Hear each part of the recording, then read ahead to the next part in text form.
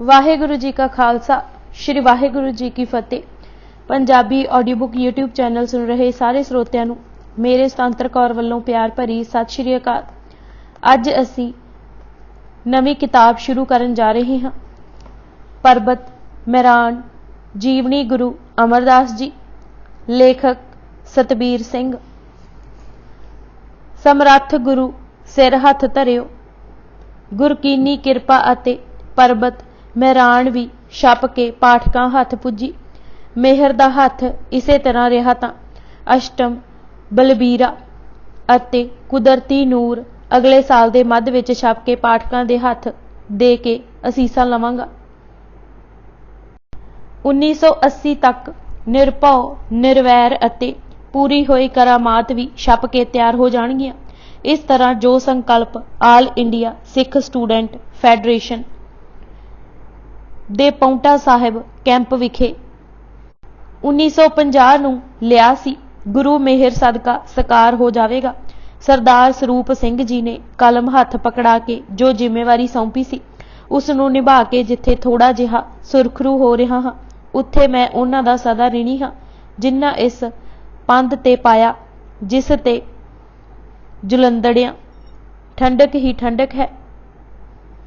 यह लिखण अते कहण विच मैनूं रता भी संकोच नहीं कि Sardar Inderjit Singh chairman Punjab and Sind bank दा मैनूं स्नेह पहली वारी गवालीयर विखे मिलिया सी अते समय नाल ओह नित नित सवाया ही हुंदा रहा। उन्हां मैनूं कदे पिछे नहीं वेखण दिता। 10 जिल्दां विच 10 पातशाहियां दा इतिहास तकरीबन 2500 सफ़ियां विच मुकम्मल होण ते उन्हां प्रेरणा दिती है कि हुण 5 जिल्दां 2500 सफ़े विच ही गुरु ग्रंथ साहिब दा साहित्यक, इतिहासक, परमार्थक, संगीतक, संकेतात्मक गौरव लिख उघाड़ पंथ तक पहुंचाया जावे।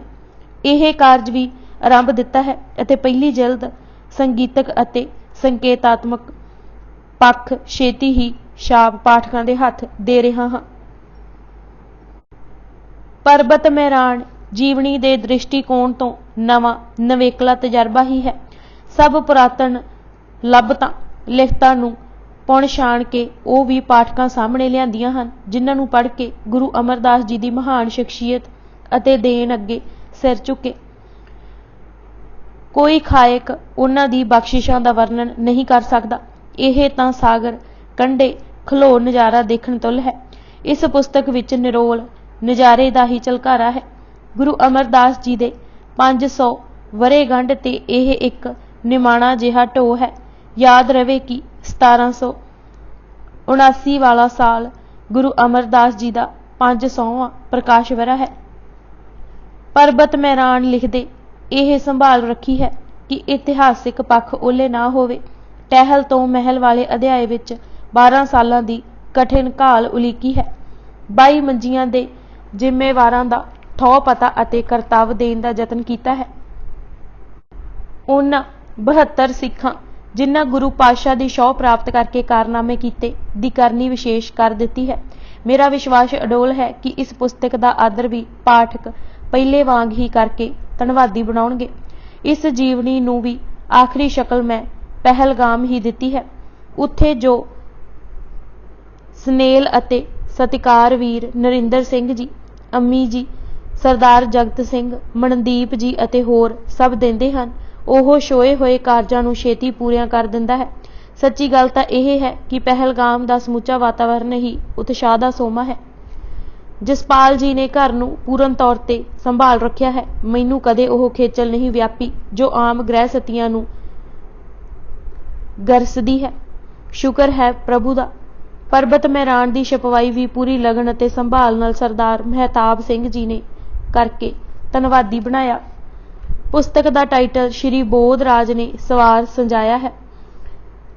पर्बत विचों गुरु अमरदास जी दा मुखड़ा जिवें तराश के उघाड़िया है, ओह उन्हां दे सफल कलाकार होण दी एक उदाहरण है। वाहिगुरु होर बलबोध कलम नूं बख्शे।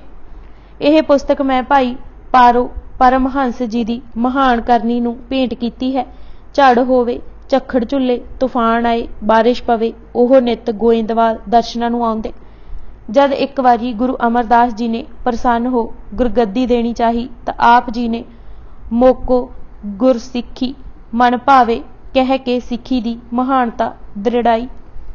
निमरता साहित्य पुस्तक पाठकां हथ अर्पण करते हुए सतबीर सिंह। भाग पहला बसर के अंश बंश। भट्टसल ने गुरु अमरदास जी की अंश बंश बारे अपने इक्को एक सवैये विच वर्णन करदे लिखिया है कि तुसी भलियां दी कुल विच भी श्रोमणी हो अते बाबा तेजभान जी दे सपुत्र हो, पर कोई भुलेखा ना रहे, इसलिए नाल ही लिख दिता कि गुरु नानक दी किरपा सदका तुसी राजियां दे राजे होए हो अते सृष्टि दे मालक बने हो। भट्ट कलसहार ने भी भलिओ प्रसिद्ध तेजो तनो लिखिया है। सारे ही रब्बी भट्टां ने गुरु महिमा करदे यह संभाल रखी है कि जन्म तां भलियां दे घर लिखिया है, पर जद गुरु पदवी दी वडियाई दर्शाई है तां कुल नानक दी लिखी है। उदाहरण वजों भट्ट किरत ने गुरु अमरदास जी दा गुरु नानक देव जी कुल विच निर्मल अवतार होया कहा है अते बख्शिश गुरु अंगद देव जी दे मिलाप नाल ही झोली पई। नानक कुल निमल अवतारियो अंगद लैणे संग हो, पीऊ दादे जेविया पोतरा परवान सत्ते ते बलवंड जी ने आख सुनाया सी। कहंदे हन कि राम दे भराता भरत दी अंश ही भला वंश अखवाई। रामचंद्र का भरत भराता तरई लोक मैसो बिखियाता, तास अंश है भले वंश पटनेर नगर तिस राखी अंश। कवि गुलाब सिंह ने भी गवाही भरी है। गुरु अमरदास जाए बसर के राम अवतार भराता भरत हूँ ताकि कुल मह भले निहारिए। गुरप्रणाली विच भी लिखिया है राम जू भराता भय भरत भगत भारी ताकि कुल मह नाम तेज भाणजू। इसे खानदान दे राम नारायण नां दे एक व्यक्ति ने अपना डेरा पिंड बासर के आ कीता।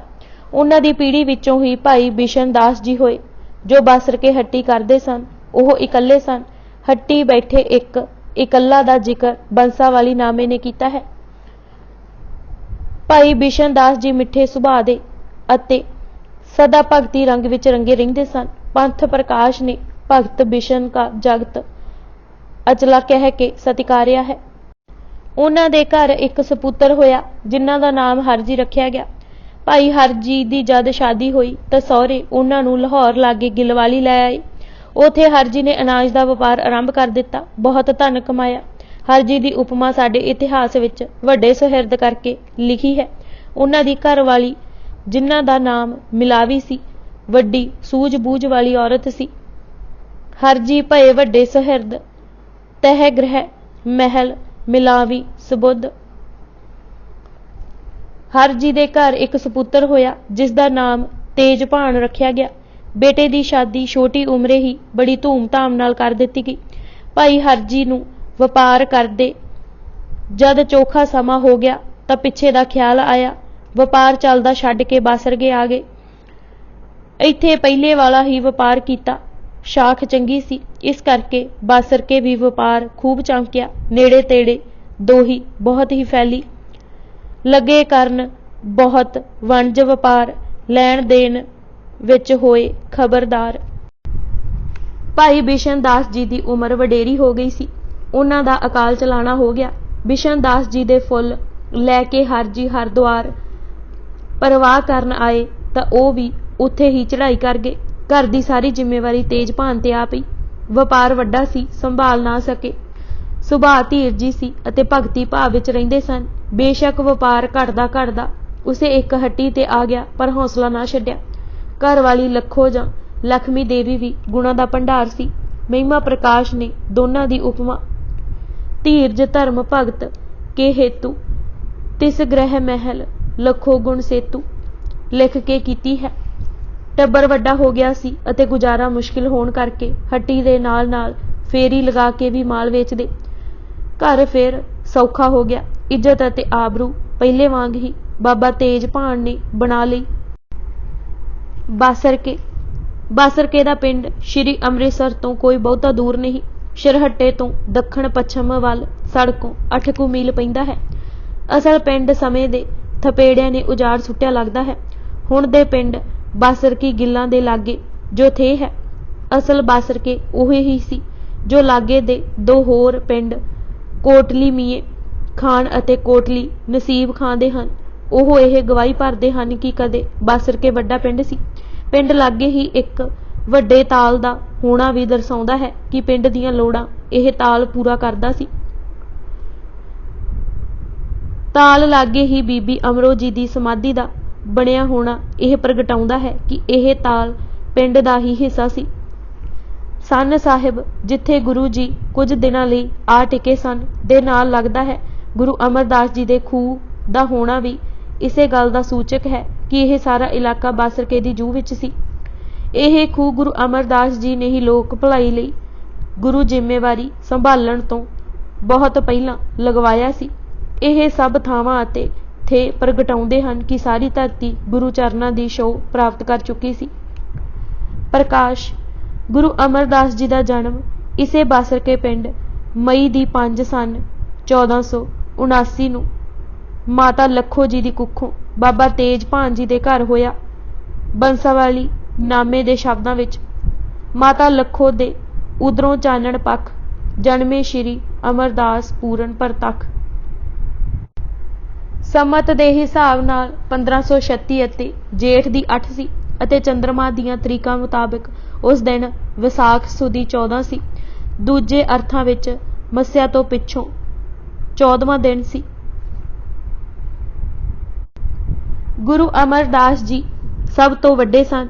3 ਛੋਟੇ ਭਰਾ ਹੋਰ ਸਨ। ਮਹਿਮਾ ਪ੍ਰਕਾਸ਼ ਨੇ ਬਾਬਾ ਤੇਜ ਭਾਣ ਦੇ 4 ਪੁੱਤਰਾਂ ਅਤੇ 4 ਦਾ ਹੀ ਆਗਿਆਕਾਰੀ ਹੋਣ ਦਾ ਜ਼ਿਕਰ ਕੀਤਾ ਹੈ। ਆਗਿਆਕਾਰੀ 304। ਦੂਜੇ ਭਾਈ ਈਸ਼ਰਦਾਸ ਜੀ ਸਨ ਜਿਨ੍ਹਾਂ ਦੇ ਸਪੁੱਤਰ ਭਾਈ ਗੁਰਦਾਸ ਜੀ ਹੋਏ। ਸਿੱਖ ਸਿਧਾਂਤ ਸਿੱਖਿਆ ਅਤੇ ਸਾਖੀ ਨੂੰ ਦਰਸਾਉਣ ਦਾ ਕੰਮ ਜਿਸ ਨਵੀਨ ਢੰਗ ਨਾਲ ਭਾਈ ਗੁਰਦਾਸ ਜੀ ਨੇ ਕੀਤਾ ਉਸੇ ਕਾਰਨ ਉਹਨਾਂ ਦੀ ਰਚਨਾ ਨੂੰ ਗੁਰੂ ਗ੍ਰੰਥ ਸਾਹਿਬ ਦੀ ਚਾਬੀ ਦਾ ਸਨਮਾਨ 5ਵੇਂ ਪਾਤਸ਼ਾਹ ਨੇ ਦਿੱਤਾ ਸੀ। ਤੀਜੇ ਬਾਬਾ ਖੇਮ ਰਾਏ ਜੀ ਹੋਏ ਜਿਨ੍ਹਾਂ ਦੇ ਸਪੁੱਤਰ ਬਾਬਾ ਸਾਵਣ ਮੱਲ ਜੀ ਸਨ। ਬਾਬਾ ਸਾਵਣ ਮੱਲ ਜੀ ਨੂੰ ਹੀ ਬਖਸ਼ਿਸ਼ਾਂ ਦੇ ਕੇ ਗੁਰੂ ਅਮਰਦਾਸ ਜੀ ਨੇ ਹਰੀਪੁਰ ਰਿਆਸਤ ਗੋਇੰਦਵਾਲ ਦੀ ਹੁੰਦੀ ਉਸਾਰੀ ਵੇਲੇ ਇਮਾਰਤੀ ਲੱਕੜੀ ਲੈਣ ਭੇਜਿਆ ਸੀ। ਚੌਥੇ ਭਾਈ ਮਾਨਕ ਚੰਦ ਜੀ ਸਨ ਜਿਨ੍ਹਾਂ ਦੇ ਸਪੁੱਤਰ ਬਾਬਾ ਜਸੂ ਜੀ ਨਾਲ ਗੁਰੂ ਅੰਗਦ ਦੇਵ ਜੀ ਦੀ ਸਪੁੱਤਰੀ ਬੀਬੀ ਅਮਰੋ ਜੀ ਦਾ ਵਿਆਹ ਹੋਇਆ ਸੀ। ਇਸ ਹੋਏ ਰਿਸ਼ਤੇ ਤੋਂ ਇਹ ਸਪਸ਼ਟ ਪ੍ਰਗਟ ਹੁੰਦਾ ਹੈ ਕਿ ਬਾਬਾ ਤੇਜ ਭਾਣ ਜੀ ਦੀ ਉਪਮਾ ਅਤੇ ਸ਼ੋਭਾ ਸਮੁੱਚੇ ਸਮਾਜ ਵਿੱਚ ਸੀ। ਗੁਰੂ ਅੰਗਦ ਦੇਵ ਜੀ ਦਾ ਇਹਨਾਂ ਦੇ ਘਰ ਲੜਕੀ ਦੇਣਾ ਕੋਈ ਨਿੱਕੀ ਗੱਲ ਨਹੀਂ ਸੀ। ਸੋ ਟਰੰਪ ਅਤੇ ਲਤੀਫ ਦਾ ਇਹ ਲਿਖਣਾ ਕਿ ਉਹਨਾਂ ਪਾਸ ਕੇਵਲ ਇੱਕ ਲਦੂ ਘੋੜਾ ਸੀ ਜਿਸ ਤੇ ਉਹ ਪਿੰਡ ਪਿੰਡ ਫਿਰ ਕੇ ਰੋਜੀ ਕਮਾਉਂਦੇ ਸਨ ਮੂਲੋਂ ਠੀਕ ਨਹੀਂ। ਨੁਹਾਰ ਭੱਟ ਕਲਸਹਾਰ ਨੇ ਗੁਰੂ ਅਮਰਦਾਸ ਜੀ ਦੀ ਨੁਹਾਰ ਬਾਰੇ ਬਹੁਤ ਖੂਬ ਲਿਖਿਆ ਹੈ ਕਿ ਆਪ ਜੀ ਦੇ ਸੱਜੇ ਹੱਥ ਵਿੱਚ ਪਦਮ ਹੈ। ਸਿੱਧੀ ਉਹਨਾਂ ਦੇ ਮੂੰਹ ਨੂੰ ਸਾਹਮਣੇ ਹੋ ਕੇ ਦੇਖ ਰਹੀ ਹੈ। ਭਾਵ ਮੁਖ ਸੁਹਾਵਾਂ ਹੈ ਅਤੇ ਖੱਬੇ ਪਾਸੇ ਰਿੱਧੀਆਂ ਵਸਦੀਆਂ ਹਨ। ਖੱਬੇ ਪੈਰ ਵਿੱਚ ਪਦਮ ਦਾ ਹੋਣਾ ਰੇਖਾਵਾਂ ਦੇ ਪੰਡਤ ਦੁਰਗਾ ਨੇ ਵੀ ਡਿੱਠਾ ਸੀ। ਮੱਥੇ ਉੱਤੇ ਪ੍ਰਮਾਤਮਾ ਦੀ ਸੱਚੀ ਬਖਸ਼ਿਸ਼ ਰੂਪੀ ਨਿਸ਼ਾਨ ਦਾ ਜ਼ਿਕਰ ਵੀ ਰੱਬੀ ਭੱਟ ਨੇ ਕੀਤਾ ਹੈ। ਮਸਤਕ ਨਿਸ਼ਾਨ ਸੱਚਿਓ ਕਰਮ। ਸੂਰਜ ਪ੍ਰਕਾਸ਼ ਨੇ ਸ਼ੰਖ ਵਰਗੀ ਗਿੱਚੀ ਅੱਖੀਆਂ ਦੇ ਕੋਨੇ ਟੇਢੇ ਤਿੱਖੇ ਹੋਂਠ ਮੂੰਗੇ ਵਾਂਗ ਲਾਲ ਖੂਬਸੂਰਤ ਕੇਸ ਅਤੇ ਬਾਹਾਂ ਲੰਮੀਆਂ ਗੋਡਿਆਂ ਤੱਕ ਦਾ ਉਚੇਚਾ ਜ਼ਿਕਰ ਕਰਕੇ ਸੂਰਜ ਸਮਾਨ ਕੋਟ ਪਰਬਾ ਲਿਖਿਆ ਹੈ। ਕੱਦ ਮਧਰਾ ਪਰ ਸਰੀਰ ਗਠਵਾਂ ਸੀ। ਛਾਤੀ ਚੌੜੀ ਅਤੇ ਕਮਰ ਸ਼ੇਰ ਵਰਗੀ ਸੀ। ਇਹ ਸਾਰੀ ਨੁਹਾਰ ਦਰਸਾਉਂਦੀ ਹੈ ਕਿ ਉਹ ਅਵਤਾਰੀ ਪੁਰਸ਼ ਸਨ ਅਤੇ ਸਰੀਰ ਨਰੋਆ ਸੀ। ਇਤਨਾ ਗਠਵਾਂ ਸਰੀਰ ਸੀ ਤਾਂ ਹੀ ਇੱਕ ਵਾਰ ਪੈਦਲ ਗੰਗਾ ਜਾ ਸਕੇ ਅਤੇ ਫਿਰ ਗੁਰੂ ਅੰਗਦ ਦੇਵ ਜੀ ਦੀ ਸ਼ਰਨ ਆਉਣ ਪਿੱਛੋਂ ਲਗਾਤਾਰ ਅਟੁੱਟ 12 ਸਾਲ ਕਠਨ ਘਾਲਦੇ ਰਹੇ। ਰੁਚੀ घर विच वड्डे होण कारण छेती ही हट्टी ते बैठण लग पए। विद्या घरों ही प्राप्त कीती। बच्चिआं नाल जो खेडण भी जांदे तां उन्हां नूं कर्म धर्म ही दृढ़ाउंदे। ज्ञानी ज्ञान सिंह ने टूक भी दिती है, बाल उमर में ऐसे काम कीने सम अवतारनामा। जिवें किसे भुखे नंगे नूं देखना तां घर बुला लिआउणा अते प्रसाद छका के वस्त्र दे के टोरना गवाही है। जो गरीब को सन्मुख आवे खाण पाण पहराण दिलावे। रुचि उपराम सी अते लगन सेवा दी सी। कई वार रात भर भजन करते रहिंदे। महिमा प्रकाश ने हर भगत जन सेवा बसै दा जिक्र कीता है। जिथे किते संत मंडली दा आउणा सुणदे तां पिंडों सतसंगी इकट्ठे करके उत्थे पुज जांदे। आयो साध संत जह सुने करे सेव सत संगत पुने। फिर अपने पिंड ही भजन मंडली लै आउंदे अते कई दिन टिकाई रखदे। बंसावाली नामे ने लिखिया है कि कर्म धर्म दा बहुत ख्याल रखदे सन। इसे कारण लोकी भगत कह के पुकारन लग पए सन। जुगत शास्त्र विच नित रहन। विआह उपराम रुचि होण कारण जद भी विआह कराउण लई माता पिता ने गुरु अमरदास जी नूं किहा ओह टालदे ही रहे। इसे कारण 3 भरावां दा विआह पहिलां ही हो गया। तेजभान जी ने गृहस्थ धर्म की महिमा दरड़ा के घर गृहस्थी होना धर्म लई जरूरी दस्या तां किधरे जाके आप जी राजी होए। आप जी की शादी सियालकोट तो 20 मील दक्षिण पासे पसरूर नगर तो चढ़दे वल 10 कुछ मील पिंड सन खतरा बहल घराणे दे देवी चंद जी दी लड़की मनसा देवी नाल होई। बाबा अमरदास जी की आयु उस वेले 28 कुछ साल दी सी। सम्मत 1559 अते माघ दी 11 सी। सन खतरा जाना होवे तां लाहौर तो होके जाईदा सी जां रामदास तो रावी दा पतन टप के पुजीदा सी। मनसा देवी नूं आप जी माली जां राम की कह के बुलाउंदे सन। इसलिए इतिहासकार दोवें नाम माली अते रामो लिखे हन। मनसा देवी जी वड्डे जिगरे वाले अते सेवा दे पुंज सन। जिवें उन्हां पति दे वांढे हुंदियां पहिलां हरद्वार जाण वेले फिर लगातार गुरु अंगद देव जी पास सेवा कमाउण वेले बासर के दिन कट्टे, ओह उन्हां दी जुगत अते भुगत दा नमूना ही हन। कदे मत्थे वट ना पाउणा अते किसी प्रकार दी गिला गुजारी ना करनी उन्हां दी वडियाई दर्शाउण लई काफ़ी है। इस लई पंथ प्रकाश दे लिखारी ने प्रतख लखमी करके वडियाया है। आई मनसा देई सुआणी जो प्रतख लखमी जानी। विहार खेती दे काम काज नूं निक्के सपुत्रां ईश्वर दास जी अते खेम राय जी ने संभालिया सी अते तेजभान जी एक प्रकार दा छड्ड छड़ा के भजन कीर्तन विच ही जुड़े रहिंदे सन। खेती किरत को सुत करिहै ते जो सुख पावै है। हट्टी अते होर वपार वल अमरदास जी ध्यान दिंदे सन। जद ओह फिर के जां मंडी विचों माल लैण लई जांदे दुकान की संभाल माणक चंद जी करते सन। किरत इतनी सुची सी कि हर कोई प्रभावित होके जांदा। करत बनज फेरो फिर है धर्म साहित किरत ठानी। महिमा प्रकाश दे लिखण अनुसार बाबा अमरदास जी वपार दरियाई रेशम दा करदे सन। लाहौर रेशम दे कारखानिਆਂ ਦਾ ਘਰ ਸੀ। कश्मीर नालों किते वध कारखाने लाहौर सन। माल खरीदण लई ओह लाहौर आउंदे। लाहौर फकीरा करके भी प्रसिद्ध सी। यह अखाण प्रचलित सी कि लाहौर रोज ही कोई ना कोई मेला लगा रहिंदा है। सजनों यह लाहौर है 7 दिन अते 8 मेले। घर जावां किहड़े वेले। सो लाहौर कई फकीरां अते साधां दे संपर्क विच भी आए। जद गुरगद्दी की जिम्मेवारी संभाली कितने ही फकीर दर्शनां नूं आए अते पिछों भी मेल जोल बनिया रहा।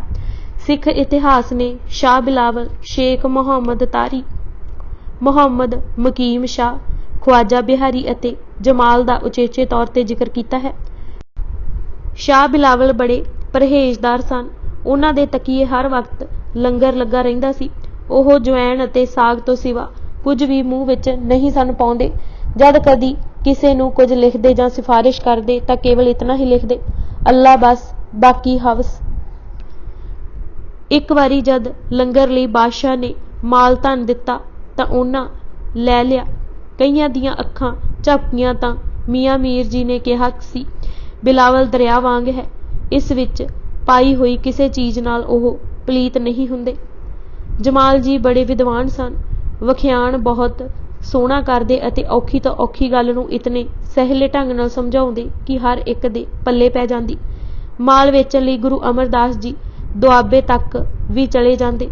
ਫੇਰੀ ਲਗਾਉਂਦੇ ਫਿਰਦੇ ਉੱਚੀ ਉੱਚੀ ਪ੍ਰਭੂ ਦੇ ਗੀਤ ਗਾਉਂਦੇ ਜਾਂਦੇ। ਜਿੱਥੇ ਰਾਤ ਕੱਟਦੇ ਉੱਥੇ ਸਤਸੰਗ ਲਗਾਉਂਦੇ। ਘਰ ਵਿੱਚ ਵੀ ਇੱਕ ਉਚੇਚਾ ਵੱਖਰਾ ਚੁਬਾਰਾ ਬਣਾ ਲਿਆ ਸੀ, ਜਿੱਥੇ ਕਈ ਵਾਰ ਰਾਤ ਭਰ ਭਗਤੀ ਕਰਦੇ। ਸੰਤਾਨ 40 ਸਾਲ ਦੀ ਉਮਰ ਤੱਕ ਆਪ ਜੀ ਦੇ ਘਰ ਕੋਈ ਸੰਤਾਨ ਨਾ ਹੋਈ। ਲੋਕ ਭਲਾਈ ਅਤੇ ਸੇਵਾ ਦੇ ਕੰਮਾਂ ਵਿੱਚ ਹੀ ਜੁਟੇ ਰਹਿੰਦੇ ਸਨ। ਜਦ ਇੱਕ ਖੂਹ ਦੀ ਉਸਾਰੀ ਕੀਤੀ ਤਾਂ ਉਸੇ ਸਾਲ ਬੀਬੀ ਦਾਨੀ ਜੀ, ਜਿਨ੍ਹਾਂ ਨੂੰ ਨਿਧਾਣੀ ਵੀ ਕਿਹਾ ਜਾਂਦਾ ਹੈ, ਦਾ ਜਨਮ ਹੋਇਆ। ਫਿਰ ਇੱਕ ਤਲਾਬ ਪਿੰਡ ਦੇ ਸੁੱਖ ਲਈ ਬਣਾਉਣਾ ਸ਼ੁਰੂ ਕੀਤਾ। ਇਹ ਵੱਡਾ ਕਾਰਜ ਸੀ। ਇਹ ਵੀ ਲਿਖਿਆ ਮਿਲਦਾ ਹੈ ਕਿ ਹਰ ਸਮੇਂ 2 ਮਜ਼ਦੂਰ ਲੱਗੇ ਰਹਿੰਦੇ।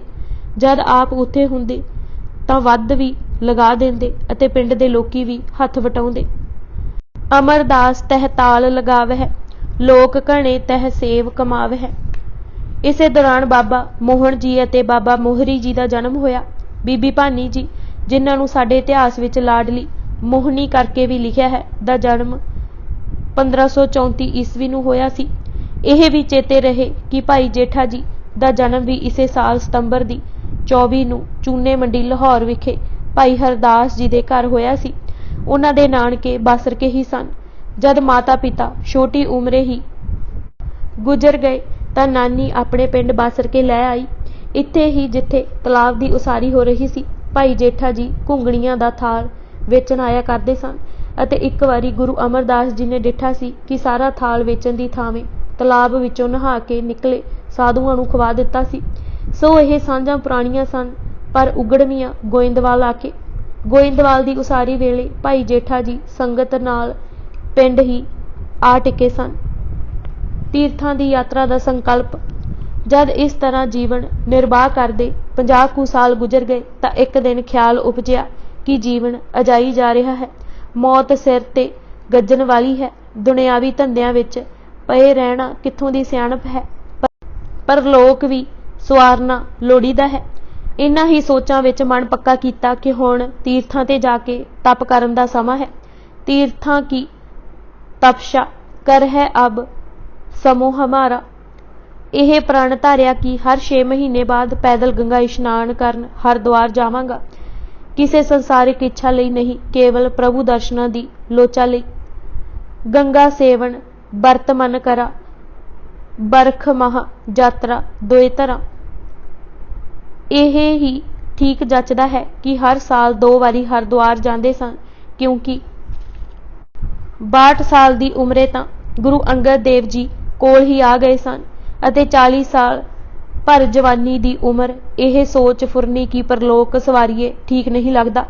ਫਿਰ ਨਿਸ਼ਕਾਮ ਤੇ ਪੈਦਲ ਜਾਣ ਦਾ ਇਸ਼ਾਰਾ ਵੀ ਮਹਿਮਾ ਪ੍ਰਕਾਸ਼ ਨੇ ਕੀਤਾ ਹੈ, ਜਿਸ ਤੋਂ ਪਤਾ ਲੱਗਦਾ ਹੈ ਕਿ ਦੁਨਿਆਵੀ ਤੌਰ ਤੇ ਉਹ ਸੰਤੁਸ਼ਟ ਸਨ, ਸੌਖੇ ਸਨ। ਤਲਾਬ ਦੀ ਖੁਦਵਾਈ ਉਹਨਾਂ ਤੀਰਥਾਂ ਤੇ ਜਾਣ ਤੋਂ ਬਾਅਦ ਹੀ ਆਰੰਭ ਕੀਤੀ ਸੀ। ਭਾਗ ਦੂਜਾ, ਤੜਪ। ਵਿਸਾਖ ਅਤੇ ਕੱਤਕ ਗੰਗਾ। ਹਰ 6ਵੇਂ ਮਹੀਨੇ ਗੰਗਾ ਜਾਣ ਦਾ ਪ੍ਰਣ ਧਾਰਨ ਕਰਕੇ ਗੁਰੂ ਅਮਰਦਾਸ ਜੀ ਨੇ ਯਾਤਰਾ ਆਰੰਭ ਕੀਤੀ। ਚੇਤ ਨੂੰ ਟੁਰਦੇ ਅਤੇ ਵਿਸਾਖੀ ਵਾਲੇ ਦਿਨ ਇਸ਼ਨਾਨ ਕਰਕੇ ਵਾਪਸ ਮੁੜਦੇ। ਫਿਰ ਅੱਸੂ ਨੂੰ ਟੁਰ ਕੇ ਕੱਤਕ ਦੀ ਪੂਰਨਮਾਸ਼ੀ ਨੂੰ ਵਾਪਸ ਮੁੜਦੇ। ਟਿਕਾਣਾ ਰਿਸ਼ੀਕੇਸ਼ ਰੱਖਦੇ, ਇਸ਼ਨਾਨ ਕਰਦੇ ਅਤੇ ਕਈ ਵਾਰੀ 200 ਪ੍ਰਾਣੀਆਂ ਨੂੰ ਉੱਥੇ ਭੋਜਨ ਕਰਾਉਂਦੇ, ਲੋੜਵੰਦਾਂ ਨੂੰ ਵਸਤਰ ਵੰਡਦੇ। ਇੱਕ ਵਾਰ ਤਾਂ 10 ਗਊਆਂ ਵੀ ਦਾਨ ਕੀਤੀਆਂ। ਉੱਥੇ ਹਰਿਦੁਆਰ ਵੀ ਇਕਾਂਤ ਵਿੱਚ ਬੈਠੇ ਜਾਪ ਕਰਦੇ ਰਹਿੰਦੇ। ਗੰਗਾ ਤਪ ਤਾਪੇ। ਇਹ ਸਭ ਦਰਸਾਉਂਦਾ ਹੈ ਕਿ ਜੋ ਕਮਾਉਂਦੇ ਉਹ ਲੋੜਵੰਦਾਂ ਨੂੰ ਵੰਡ ਦਿੰਦੇ ਅਤੇ ਸੁਭਾਅ ਇਤਨਾ ਖੁੱਲ੍ਹ ਦਿਲ ਸੀ ਕਿ ਕਿਸੇ ਚੀਜ਼ ਦੀ ਪਕੜ ਨਹੀਂ ਸੀ। ਬਾਬਾ ਤੇਜ ਭਾਨ ਜੀ ਦਾ ਅਕਾਲ ਚਲਾਣਾ ਅਤੇ ਇੱਕ ਉਦਾਸੀ ਦਾ ਮੇਲ। ਤੇਜ ਭਾਨ ਜੀ ਅਕਤੂਬਰ ਸਨ 1533 ਨੂੰ ਅਕਾਲ ਚਲਾਣਾ ਕਰ ਗਏ। ਅਸਥੀਆਂ ਲੈ ਕੇ ਬਾਬਾ ਅਮਰਦਾਸ ਜੀ ਆਪੂ ਹਰਿਦੁਆਰ ਨੂੰ ਗਏ। ਭਾਵੇਂ ਹਰ ਸਾਲ 2 ਵਾਰੀ ਗੰਗਾ ਜਾਂਦੇ ਸਨ, ਪਰ ਤੜਪ ਉਸੇ ਤਰ੍ਹਾਂ ਬਣੀ ਹੋਈ ਸੀ। ਜੁਗਤ ਜ਼ਰੂਰ ਸ਼ਾਸਤਰਾਂ ਦੀ ਕਰਦੇ ਸਨ, ਪਰ ਜਗਿਆਸਾ ਸਾਈਂ ਦੀ ਸਗੋਂ ਹੋਰ ਵੱਧ ਰਹੀ ਸੀ। ਅਸਥੀਆਂ परवाह के मुड़दे पए सन कि राह विच एक साधु फकीर मिलिया जिसका नाम बंसा वाली नामे ने हरी लिखिया है, जो बाबा श्री चंद जी नूं अपना पीर गुरु कहिंदा सी। हर जी गुरु नानक देव जी की बाणी सदा पढ़ते रहिंदे सन। द्रवे होए मन ने जद बाणी सुनी तां अमरदास जी की सुध बुध भुल गई। उस वेले मन चाह उठी कि जिसदी बाणी है उसके दर्शन जाके करिए। उस समय गुरु नानक देव जी का पहरा सी, पर जद घर पुजे तां इंज होया कि पिता जी के अकाल चलाने करके वंड वंडेवा करना पिया। ऐसे गृहस्थ विच डूबे कि करतारपुर ना जा होया अते फिर ओह ही गंगा इशनान दा चक्कर कायम रखिया। बंसा वाली नामे दे शब्दां विच मार्ग विच एक मिलिया फकीर हरी नाम जिसदा श्री चंद साहिब गुरपीर, सो बाबे नानक जी दी बाणी पढ़े। अमरदास जी दी सुन के बुद्ध विकाणी उठी चाह जो करिए उस पुरुष दा दीदार जिस कीता है इस बाणी दा उचार। डेरे विच आए पर गृहस्थ विच गलतान, गृहस्थ विच निकलना औखा जान। अड रहन अते घर वख होण दा संकेत भी बंसा वाली नामे वाले ही कीता है।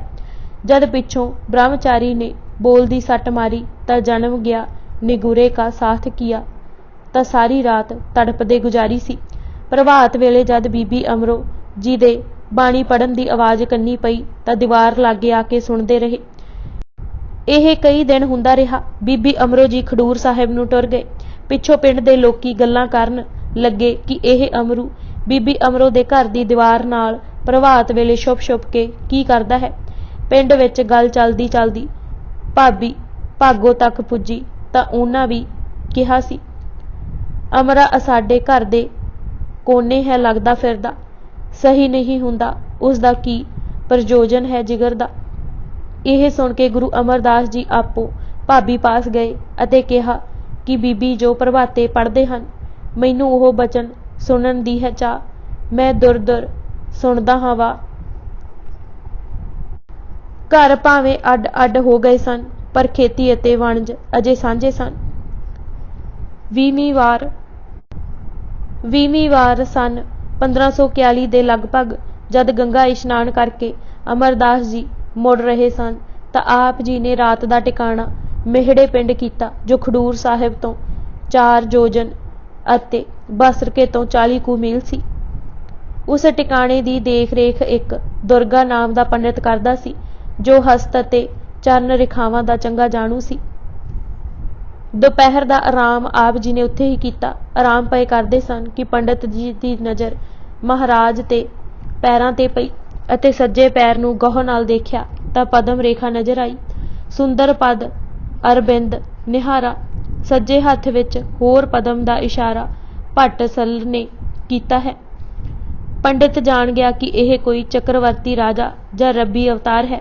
जद आराम करके घर वाल मुड़न लगे तां महाराज ने कुछ रकम देनी चाहिए तां पंडित ने कहा, अब नहीं किछ लेह बचन मोहे देवो, जद विभो होए मांग सो लेवो। बाबा अमरदास ने केवल मुस्कुरा दिता जिसका भाव सी जिवें उसकी इच्छा। बोली दी सट इस 20ਵੀਂ वार हरद्वार तो मुड़दे हुए एक ब्रह्मचारी संगी बन गया। ओह आप जी दे शांत चित्त धीर जी सुभाਅ तो इतना प्रभावित होया कि नाल ही हो टुरिया। हरी चर्चा सारे राह हुंदी रही। अपने नाल ही घर ब्रह्मचारी नूं बाबा अमरदास जी लै आए। घर अपने श्री अमरजू आन्यो ब्रह्मचारी अपने बने सुभाਅ अनुसार ब्रह्मचारी की खूब सेवा की। उसनूं उस नवेकले कमरे विच बिठाया जिथे जप तप करते सन। ब्रह्मचारी इन्हां दी रहनी बहनी तो बहुत प्रभावित होया अते पुछ बैठा कि आप जी का गुरु कौन है, तुसीं किस दे चेले हो। बाबा अमरदास जी ने कहा, मैं अब लग गुर खोजत रहा। सूरज प्रकाश दे शब्दां विच यह बचन कहे, खोज रहो अभिलाख मोको दिष्ट न आयो। फिर ठरमे नाल कहा कि सूरज दे उदय होण तो बिना किस तरह कमल खिड़ सकता है। ओह मन दशा पए दसदे सन कि ब्रह्मचारी ऊंची ऊंची निगुरे का संग जन्म गया तेरा, किसका संग किया रे मन मूर्ख। बोलदा हेठां उतर आया। बाबा अमरदास जी बुलाउंदे रहे, ओह यह ही कही जावे, मम तीर्थ बरत बृथा भय कियो, जो तुम सो खान। ब्रह्मचारी तां ਇਹ ਕਹਿ ਕੇ ਟੁਰ ਗਿਆ कि तुम बिन गुरु बिरथा संग तुम किया। पर इधर साहिब मन चिंता पई, तन मन की किछ सुध नहीं रही। इसे सोच विच दिने रात गुजरन लगे कि गुरु बिना की मुक्ति नहीं हो सकती। जे गुरु दी इतनी लोड़ है तां ओह ऐसा गुरु केड़ा है जिस दे मिलदियां ही हिरदा शांत हो जावे, तन मन दी तिरखा मिट जावे। कि गंगा इशनान बरत पूजा नेम सेवा दान सब व्यर्थ कीते, फिर अमरदास विच जुड़ जांदे कि सहायता करो अते ओह गुर मिलाओ जिस नाल मन ठहरे। इंज प्रतीत हुंदा है कि ब्रह्मचारी बोली दा बहुत सख्त मार गया सी। शब्द दी चोट, बोली दी सट करारी सी पर शब्द दी चोट होण पैण वाली सी। इन्हां सोचां विच ही कई रातां गुजर गईयां। प्रभात वेले जद भरा मानक चंद दे घरों मिठी मिठी बाणी दी आवाज़ पैंदी तां उठ खलोंदे अते दीवार नाल लग के दिन चढ़दे तक सुणदे रहिंदे। बंसा वाली दे कहण अनुसार यह चर्चा बहुत नगर विच होई। चंदी मंदी आखे सुने जो कोई। एक दिन जद बाणी सुनन आए तां सवेले ही बीबी अमरो जी पेके चले गए। बाणी दी खिच इतनी अंदर सी कि घर जाके भाभी भागो नूं कहण लगे कि अज ओह बाणी नहीं सुनी। मैनू ओह बचन दी सुनन दी है चाह। मैं दुर दुर सुनदा हां वा। भाभी भागो जी ने कहा, बीबी अमरो तां पेके अपने पिता कोल गई है अते तैनू ओह बाणी सुनन दी ख्वाहिश है तां इस दे पित पास तू जा, उत्थे सुण भावें सिख जे तैनू है चाह। गुरु अमरदास जी ने कहा, जद नूह आवे तां उन्हां नूं कहना कि मैनू उत्थे लै जाण। यह मेरे ते बहुत बड़ा एहसान होवेगा। यह मेरे नाल तुसी करो एहसान, जद पेके नूं सिद्ध करन तां मैनू संग लै जाण। भाभी ने कहा कि नूह हुणे ही पेके गई है, जद फिर गई तां नाल लै जाण लई आखांगी। भागो कहा, हुण तां ओह पेके है गई, फिर जाए तां तैनू संग जासी लई। कुछ दिनां बाद बीबी अमरो जी खडूर साहिब तो मुड़ आए। अमृत वेले जद फिर उन्हां बाणी पढ़ी तां बाबा अमरदास जी अबड़वाए उठ के उत्थे ही आ पुजे जिथे बीबी जी दही पए रिड़कदे सन। सिख इतिहास दा कहना है कि उस दिन बीबी अमरो जी मारू महला पहले दा करनी कागद मन मसवाणी बुरा भला दोए लेख पए वाला शब्द पढ़ रहे सन। उस शब्द विच जो मन की दशा दर्शाई गई सी ओह इन बिन बाबा अमरदास जी दी सी। शब्द दा भाव है दिन ते रात जाल हन, उडारू मनुख जिन्नियां घड़ियां लंघ रहीआं हन, यह तू व्यर्थ गवा रिहा है। कदे सोचिया है कि इन्ने करड़े जालां विचों निकलेगा किवें। साडे अमलां दे कागज अते दो तरह के लेख हन, बुरे अते भले। जिहड़े लेख बहुत हुंदे हन, मनुख उसे पासे टुरिया जा रहा है। ओ मन, तू संसार ते आया तां इस लई है कि उस मालक नूं याद करे, पर तू उस दीन दुनी दे मालक नूं विसार बैठा है। जीवन तद ही सफल होवेगा जे तू उस नूं याद करेगा। शरीर दी भट्ठी विच मन लोहे नूं साड़न लई पापां दे कोलियां दा ढेर लगा होया है। काम क्रोध अते लालच दीआं लाटां निकल रहीआं हन। मन हुण सड़ चुका है। जीव चिंता दी सन्नी नाल मन नूं चुक चुक के परेशान हो रहा है। भावें मनुख मनूर भी हो गया होवे, पर जे गुरु पास मिल जाए जीव फिर सोना हो सकता है। नाम दी बूटी विच बहुत ताकत है। यह शब्द की सी जिवें चातरिक नूं स्वांत बूंद मिली होवे, जिवें मूरछत लक्ष्मण नूं हनुमान दी लिआंदी संजीवनी बूटी मिल गई होवे। ओले होके ही बाबा जी ने सारा शब्द सुनिया, हिरदा वह तुरिया। बीबी अमरो जी बारे साडे इतिहास ने लिखिया है, जिवें भगती अपना शरीर धार के गुरु अंगद देव जी दे घर जन्मी होवे। एक गुरपुत्री, दूजे अमृत वेला, तीजे गुरु बाणी, चौथे शरदा अते पंजवें मधुर कंठ तो निकली हिरदा विंदी ही गई। गुरु अमरदास जी ने उसे ओले तो आवाज़ दे के कहा, मैं मोया होया सां, यह अमृत बाणी मुख पैन नाल जी उठिया हाँ। मेरी हालत बेटी ਉਹ ही है जो शब्द ਵਿੱਚ ਦੱਸੀ ਗਈ ਹੈ। ਹੁਣ ਮੈਨੂੰ ਉਹਨਾਂ ਪਾਸ ਹੀ ਲੈ ਚੱਲ ਜਿੱਥੋਂ ਇਹ ਬਾਣੀ ਆਈ ਹੈ। ਇੱਕ ਵਾਰੀ ਫੇਰ ਉਹ ਸ਼ਬਦ ਸੁਣਾ। ਗਿਆਨੀ ਗਿਆਨ ਸਿੰਘ ਜੀ ਨੇ ਤਵਾਰੀਖ ਗੁਰ ਖਾਲਸਾ ਵਿੱਚ ਲਿਖਿਆ ਹੈ ਕਿ ਬੀਬੀ ਜੀ ਸਹੁਰਾ ਜੀ ਦੀ ਥਾਂ ਜਾਣ ਸੰਕੋਚ ਵਿੱਚ ਆ ਗਏ। ਇਤਨੇ ਨੂੰ ਸੱਸ ਵੀ ਆ ਗਈ। ਉਹ ਆਪਣੇ ਦਿਓਰ ਅਮਰਦਾਸ ਜੀ ਦੀ ਦਸ਼ਾ ਜਾਣ ਚੁੱਕੀ ਸੀ ਅਤੇ ਕਹਿਣ ਲੱਗੀ, ਬੱਚੀਏ, ਪੜ੍ਹਨ ਦੀ ਸ਼ਰਮ ਨਹੀਂ ਕਰੀਦੀ। ਇਹ ਸੁਣਾਉਣਾ ਤਾਂ ਸਗੋਂ ਪੁੰਨ ਹੁੰਦਾ ਹੈ। ਸਹੁਰਾ ਅਤੇ ਬਾਪ ਇੱਕੋ ਜਿਹੇ ਹੁੰਦੇ ਹਨ। ਸ਼ਬਦ ਬੋਲਦਿਆਂ ਕਹੀ ਸ਼ਰਮ। ਸੱਸ ਭਾਗੋ ਨੇ ਖਡੂਰ ਜਾਣ ਦੀ ਆਗਿਆ ਦਿੱਤੀ, ਪਰ ਬੀਬੀ ਜੀ ਨੇ ਕਿਹਾ ਕਿ ਹੁਣੇ ਹੀ ਪੇਕਿਆਂ ਤੋਂ ਆਈ ਹਾਂ ਅਤੇ ਗੁਰੂ ਪਿਤਾ ਦਾ ਹੀ ਹੁਕਮ ਹੈ ਕਿ ਬਗੈਰ ਬੁਲਾਏ ਆਉਣਾ ਨਹੀਂ। ਮਤਾ ਕੁਝ ਕਹਿਣ। ਭਾਈ ਅਮਰਦਾਸ ਜੀ ਨੇ ਕਿਹਾ, ਜਦ ਉਹ ਆਪੂ ਨਾਲ ਜਾ ਰਹੇ ਹਨ ਤਾਂ ਗੁਰੂ ਪਿਤਾ ਕੁਝ ਨਹੀਂ ਕਹਿਣਗੇ। ਹੁਣ ਢਿੱਲ ਨਾ ਕਰੋ, ਕਈ ਦਿਨ ਉਡੀਕਦਿਆਂ ਹੋ ਗਏ ਹਨ। ਗੁਰਦਰਸ਼ਨ। ਬੀਬੀ ਅਮਰੋ ਜੀ ਨਾਲ ਬਾਬਾ ਅਮਰਦਾਸ ਜੀ ਖਡੂਰ ਸਾਹਿਬ ਪੁੱਜ ਗਏ। ਬੀਬੀ ਜੀ ਉਹਨਾਂ ਨੂੰ ਬਾਹਰ ਹੀ ਰੁਕਣ ਲਈ ਆਖ ਪਹਿਲਾਂ ਆਪ ਗੁਰਦਰਬਾਰ ਆਏ ਤਾਂ ਅੰਤਰਜਾਮੀ ਗੁਰੂ ਪਾਤਸ਼ਾਹ ਨੇ ਬੇਟੀ ਦੇਖਦੇ ਸਾਰ ਹੀ ਫਰਮਾਇਆ, ਕੋਈ ਗੱਲ ਨਹੀਂ ਜੇ ਬਿਨ ਬੁਲਾਏ ਆਏ ਹੋ, ਪਰ ਜਿਸ ਸੰਗ ਆਏ ਹੋ ਉਸ ਨੂੰ ਨਾਲ ਕਿਉਂ ਨਹੀਂ ਲਿਆਏ।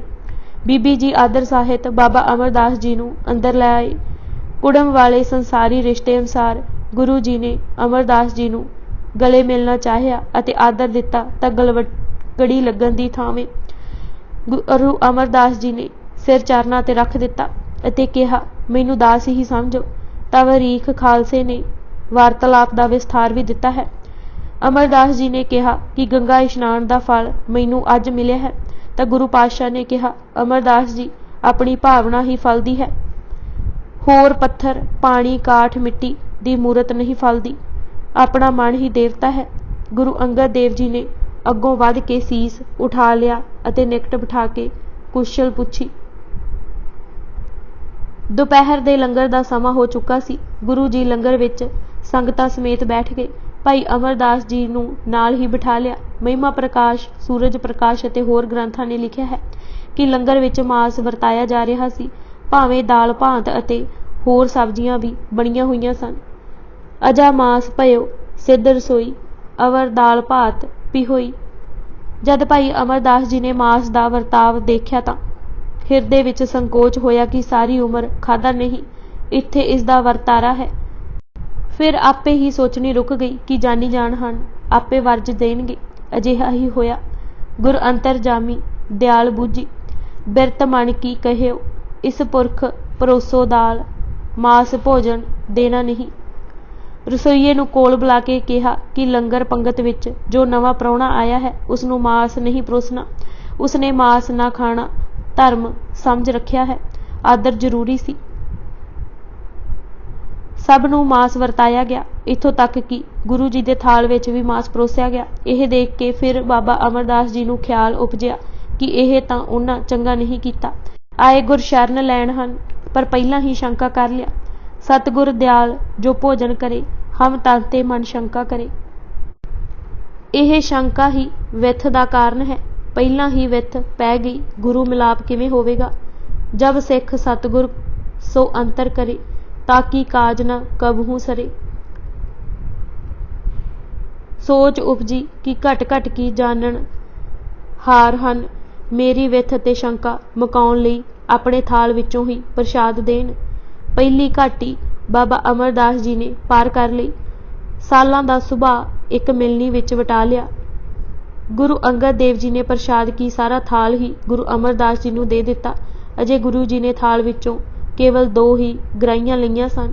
ਆਪਣੀ ਹੱਥੀ ਥਾਲ ਅੱਗੇ ਰੱਖ ਕੇ ਕਿਹਾ, ਮਹਾਂਪੁਰਸ਼ ਜੀ ਭੋਜਨ ਕਰੋ। ਸਤਿਗੁਰ ਦੀਨ ਦਿਆਲ ਦੋਏ ਗਿਰਾਸ ਭੋਜਨ ਕੀਓ, ਧਰ ਦੀਨੋ ਆਗੇ ਥਾਲ, ਲਿਓ ਮਹਾਂਪੁਰਸ਼ ਭੋਜਨ ਕਰੋ। ਸੂਰਜ ਪ੍ਰਕਾਸ਼ ਦੇ ਸ਼ਬਦਾਂ ਵਿੱਚ ਹਿਰਦੇ ਵਿੱਚ ਇਹ ਬੇਨਤੀ ਕੀਤੀ ਕਿ ਹੁਣ ਕਿਰਪਾ ਧਾਰ ਕੇ ਆਪਣੇ ਹੱਥੀਂ ਆਪਣੇ ਹੀ ਥਾਲ ਦਾ ਪ੍ਰਸ਼ਾਦ ਦੇਣ ਤਾਂ ਹਿਰਦਾ ਸ਼ੁੱਧ ਹੁੰਦਾ ਹੈ। ਕਿਰਪਾ ਧਾਰ ਸੋ ਅਬ ਉਰ ਮਮ ਸੁਧ ਹੋਈ। ਖਾਦਿਆਂ ਐਸੀ ਤ੍ਰਿਪਤੀ ਹੋਈ ਕਿ ਸਾਲਾਂ ਦੀ ਭਟਕਣਾ ਮੁੱਕੀ, ਦੁਵਿਧਾ ਨੱਸ ਗਈ ਅਤੇ ਜੋ ਮਨ ਟਿਕਦਾ ਨਹੀਂ ਸੀ ਹੁਣ ਟਿਕਿਆ ਟਿਕਿਆ ਲੱਗਣ ਲੱਗਾ।